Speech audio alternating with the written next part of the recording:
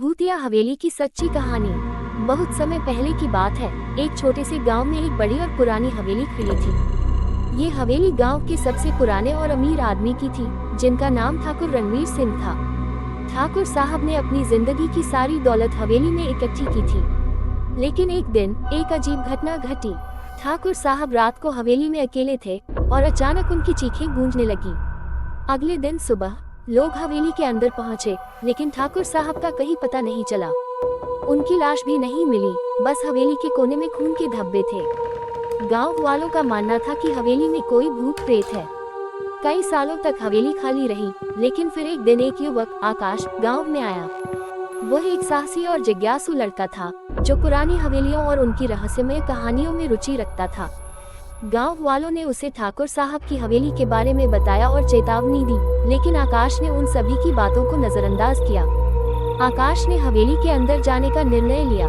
शाम का समय था, हवेली का माहौल और भी डरावना लग रहा था। हवेली का दरवाजा खटका और वह धीरे धीरे अंदर घुसा।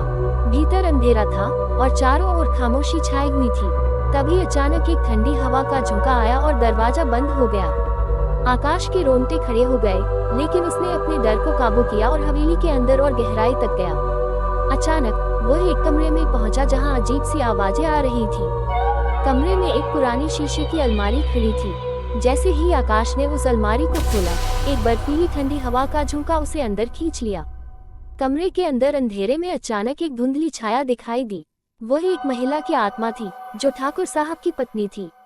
उसने आकाश से कहा, तुम्हारा समय भी आ गया है आकाश, तुम्हें यहाँ से निकलने का रास्ता नहीं मिलेगा। आकाश डर के बजाय साहस दिखाते हुए बोला, तुम्हारा क्या हुआ था, मुझे बताओ। आत्मा ने बताया कि ठाकुर साहब ने उसे धोखे से मार डाला था और उसकी आत्मा अब भी हवेली में बंद थी। उसका बदला लेने के लिए वह किसी भी अनजान व्यक्ति को हवेली में फंसा लेती थी।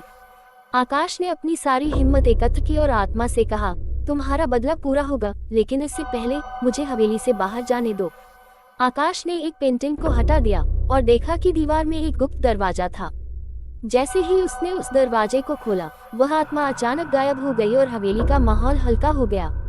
आकाश ने वह गुप्त रास्ता अपनाया और हवेली से बाहर निकला। जब उसने गांव वालों को ये कहानी सुनाई, तो सभी ने हवेली को छोड़ने का फैसला किया। कुछ साल बाद वह हवेली पूरी तरह से ध्वस्त हो गई और कोई भी फिर वहां नहीं गया। युवक आकाश की कहानी गांव में आज भी सुनाई जाती है और हवेली का नाम अब डर के साथ लिया जाता है। समाप्त। कहानी कैसी लगी कमेंट बॉक्स में जरूर बताएं और अगर चैनल को सब्सक्राइब नहीं किया तो अभी कीजिए।